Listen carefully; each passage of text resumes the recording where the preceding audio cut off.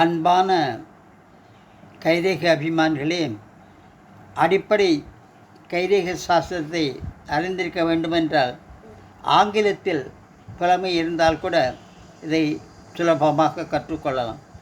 இதுதான் ஒவ்வொரு மேடுகளும் ரேகைகளும்.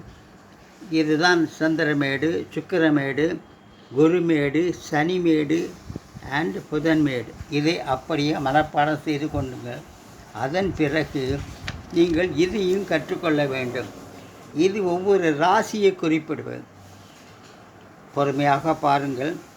அதாவது மேஷம், ரிஷபம், மிதுனம், கடகம், சிம்மம், மீனம், இப்படியாக 12 ராசிகளுக்கும் 12 மேடுகளுக்கு எவ்வாறு தொடர்பு என்பதை நீங்கள் கற்றுக்கொண்டால்தான் புலமை கிடைக்கப்படும். நன்றி, வணக்கம்.